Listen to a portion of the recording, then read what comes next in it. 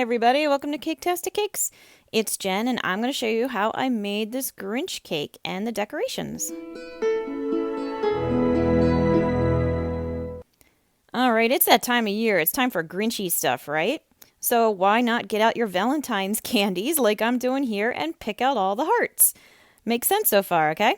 Just put them aside and trust me. I made some nice green cake. It was just vanilla cake that I dyed a bright green because, Grinch makes sense, right? I put a big slather of icing between the two and those little hearts that I saved that we took from our Valentine's before. I sprinkled them really thick on the layer in between. So this way, when people cut into the cake, they're going to see nice bright cake, nice white icing, and little red hearts. How freaking cute is that, right? And like I said, there are Valentine candies. Anytime candies go on sale in Walmart or wherever I happen to be, I take a look because you never know. All right, the outside of the cake, I'm just icing. It's just white buttercream. Nothing special here. I did eventually smooth it out as well. I thought I was going to leave it rough, but I didn't like how it looked. Okay, now we're going to get started on our Grinch. I took some nice green that has a lot of yellow in it. And I kind of made him a little skinny at the top and nice and round at the bottom because he just has that big old holiday gut that we all try to avoid and we all kind of know is coming into our life. And as you can see, almost like he's got a pregnant belly there. You can really see it from the sides. I'm using that veining tool right there to press down on either side. Because the picture I found of him that I wanted to try to make, he had his hands shoved into his own green fluff or whatever he's got as if they were pockets. So that little lines, little indentations are going to be the pocket kind of part of him that he's sticking his hands into. I rolled out his arms. These are going to be his arms. It's long and thin. I forked it as you saw, and then I cut off the end to try to make it flat. And you can see I bent at kind of right angle each end, so it's like all of his fingers, but maybe like his pinky and his thumb are in his pocket, and the other two are just kind of sticking out on the side. You see how it looks there?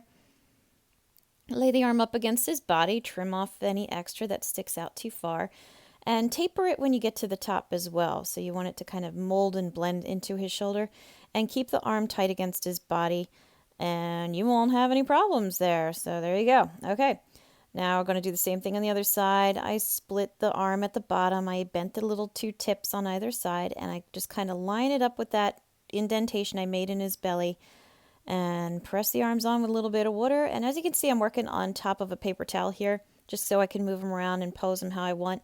I also have his body posed on the paper towel. I'm making legs right here, to lean against the one edge of the paper towel, so he's kind of reclining and leaning against it. So that way, when I'm adding things like his leg right there, I have the right angle that everything can harden at.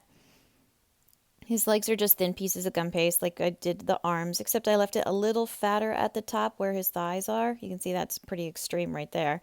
And I will trim it down, but just so you have the idea. His thighs tend to be a little bit fatter, and then they get crazy skinny down at the bottom. So this leg is going to be swinging off to the side and then bent right there. He's got his knee bent, and then we're going to add the foot to it in a minute. It looks really weird, and his one leg is crazy longer than the other, and it's true, and that's how it looked in the picture that I found, so that's what I'm doing. All right, so just go with it. Just do it. It's a Seuss character, so they're not exactly symmetrical or proportioned properly. That dark green there is going to be his feet. Just took a long, thin piece and flattened it out, and then bent the tip to make it look like his toe is bent, where it's resting on the ground. Took a little ball, flattened it, and now I'm just putting ridges in it with my knife blade that you saw there to kind of make the cuff of his shoe. Because, one of the problems is maybe his shoes are too tight. We don't know. Anyway, and there's his other shoe. It's just going to be going straight towards the one that's kicked off to the side. Again, there's a little ball. I flattened it, put some ridges, little lines on it with my knife blade around it to make the little edge of his shoe. Stuck it on with some water, jammed it on there with a little bit of more water. And then just hold everything in place and let it harden on that paper towel. And now you can really see how I said I was using the paper towel to imagine how he's going to be leaning, like the paper towel along the bottom where his feet are would be the bottom. He's just kind of leaning against that one edge. So it's really kind of getting that feel and keeps the look together. This is going to be that collar, I guess, of fur, whatever he has around his neck. It's the same dark green as his shoes. And I made a sloppy ball, as you saw, kind of pulled it out a little bit. And now I'm just cutting out little triangles to make it a little bit more spiky. I end up going around most of the way. Since he is going to be leaning up against the entrance of his cave, I didn't bother doing the back. Now I'm going to take some of those little pieces that I cut out and just kind of pull them down and pull them together, section them off a little bit. Because if you look at pictures of him, it's not equally ruffly all around. It is in clumps together, so that's what I'm trying to do. Adding a few more little lines into the top and stick it on top. And when you see it goes on top and covers his shoulders and everything where the arms join a little bit as well. So that's why I was saying when you bring the arms up, you want him to blend right into the shoulders so it all gets covered up. All right, now we're going to do his head. His head is actually pretty small compared to his body as far as cartoon characters go. So don't be too generous when it comes to his head. He's got kind of a little pea head. All right, I'm doing it on top of a lollipop stick. I already made a hole in his body where the lollipop stick will go, but I figured this would be easier. You're going to shape it kind of starting out like a light bulb, and then take your light bulb and shape it more like an arrow. You want it a little more flat on the back and then kind of poochy in the middle where the bottom part of the arrow would be. And that's going to be where his face is. I made him kind of cranky and unhappy looking because he is the Grinch, and that's kind of his MO. So I was trying to honor him. I'm not doing a cheery, happy one yet. But anyway, I tapered in the top a little bit, rounded it off. Perhaps I should have done it a little bit more, but I didn't. So if you think it needs more forehead space or anything, do it on yours, okay? I'm making lines now to go down to accent kind of like his frown lines on either side of his mouth, as well as giving him a big, unhappy smile there. His frown is huge, and it does go down all the way to either side of his cheek, all the way to the bottom. I put a little tiny dot of gum paste for his nose. He has a teeny tiny little nose, and a little line coming out down from his nose. I don't know what that is. The seam where when you're forming your lips join together or something. I don't know. Okay, now I'm going to do his eyes. Like I said before, his head is small, his eyes are small. He's not your stereotypical cartoon. Definitely not anime-ish with the giant eyes they have there. But anyway, this guy has eyes that are rather almond-shaped, but they do come up and out. So when you're doing them, make sure you have a point at the top, out, and at a point at the bottom. They touch his nose practically in the center. They come very close together. But again, they're not real big, okay? So don't go crazy with them. And his eyes have a lovely jaundiced shade of yellow because I suppose, in his isolation, maybe he imbibes a bit more than he should.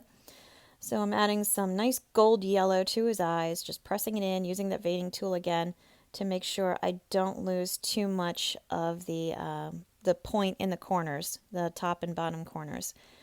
So that's all I'm doing there. Smooth it out, make it nice and flat, make him look like he has liver issues. There you go.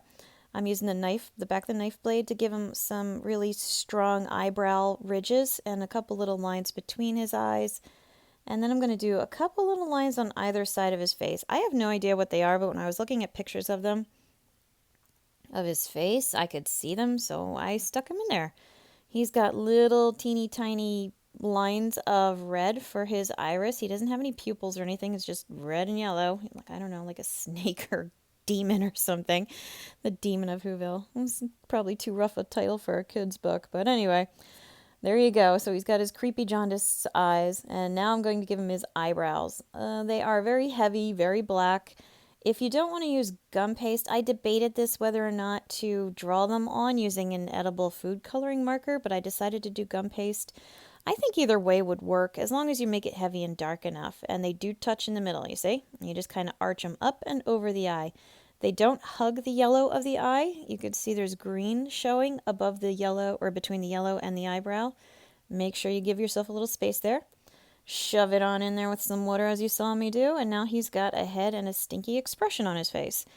I'm using that little bead there of gum paste that I kind of pressed out longer for his tuft of hair that he has that comes up and over.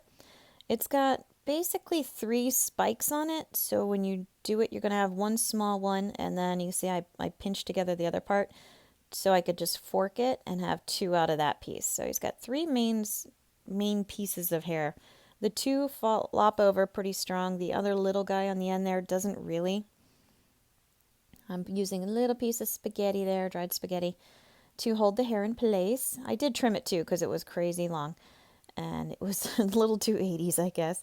So I trimmed it, stuck it on with a piece of spaghetti, a little bit of water. Make sure you hold that curl.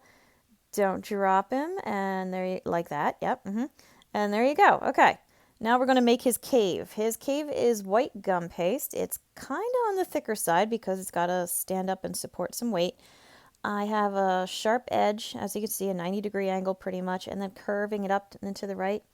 I took some black and rolled it out really thin to make the entrance of his cave, and I keep putting him back on it to make sure it's tall enough because I made it once and I cut it all out of the editing because it was too short. When I finally put him up there, it didn't work. So I was like, I should measure before I cut, as I keep telling you guys in the videos. So that's what I started to do, and it worked out amazingly, I gotta say. When you take the time to measure it, you're like, oh, look, it actually fits. So anyway, you got the black on there. It only takes up a small amount of space. It's not real wide or anything, the entrance to his cave. I took some gray that kind of mixed a little bit of black into marble it. Made it lumpy, like a length there, as you see. Measured it out. Look at me measuring. Only took how long, right? And then I'm rolling it out a little bit flatter. And then I'm putting it back. It's all wrinkly and wobbly, but that's fine because I'm trying to pretend like it's, the rock entrance to his cave. Add some water once you get the right angles and the right curves to it, and stick it in place. Trim off the extra. There you go. Like I said before, his cave is kind of crooked, so don't worry about it being real symmetrical or anything like that. This is that pile of snow that comes up and over his cave in all the pictures of the old Dr. Seuss book that you'll see. And I'm just going to cut out some little icicles hanging to just finish off the look. I put a couple slices straight up and down, and if you do that when your gum paste is curved and just pull it out, you see, it just kind of naturally forms little icicles. So I was like, that's just cool. Go me, discovering new things every day. And of course, it doesn't work once you get to the part where it's straight up and down, so then I had to mush it down to get the longer icicles and, just start cutting out little triangles straight across the scene, and there you go, stick it on. Now I found out when I did this that I kind of inadvertently stretched the gum paste a bit, so now it's longer than the original bit that I measured. No big deal, just pull it down, trim off the extra, and you still got yourself a little Grinch cave. All right, stick him right in there, looking good, looking Grinchy. These are going to be a couple of little green evergreen trees that live on his hill. I'm going to make 2 big ones and a small one. And these are basically just arrowheads stacked on top of each other. Dr. Seuss's trees are very skinny, very tall, and very fragile because I broke one before I was able to take a picture of the cake for this video. So I had to fix it. But anyway, just make a whole bunch of very skinny little arrows stacked on top of each other, nice and thin in between. The top of the trees should be pretty tall and pointy as well. I'm using my little razor knife there thing to just rough up the bottom of the edges. And you'll see one more. Yep, there's my little guy.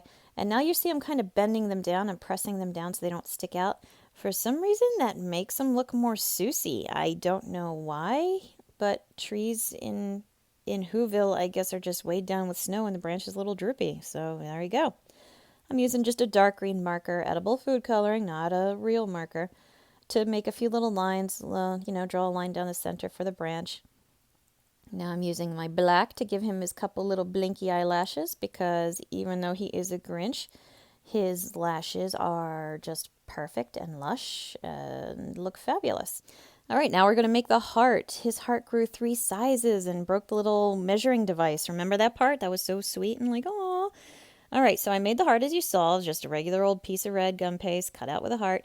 And this is the same gold as his jaundiced eyes. I rolled it out long to cut out some, thin rectangles out of it, and this is going to be the broken wire of the frame when his heart grows too big for the device.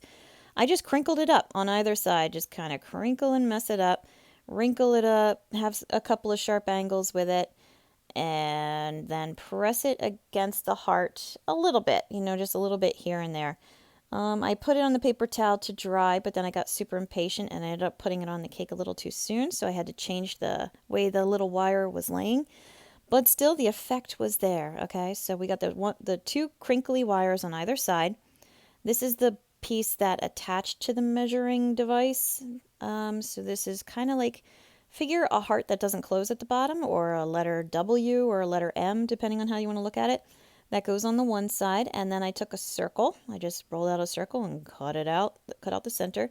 Kind of press it into a heart, but not a clean heart. And that goes attached right onto the end like that. And then you have a little bracket, which was just a rectangle. And I ended up using the knife blade to put an impression on it to make it look like two pieces hooked together. And then pressed it all together. I had some water on there to let it dry. And like I said, I had to change a little bit, but I stuck it on the cake. You can see I also put some, hearts at the bottom as well. Once our cave set, it took like a good day, guys, so you gotta give it time.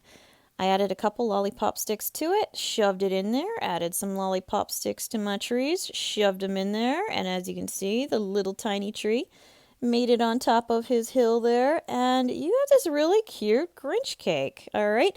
So, hopefully you like this video. Please like and subscribe so you can find my other amazing works. Check out my other videos. I got a bunch of them out there, and as always, thank you for watching Caketastic Cakes.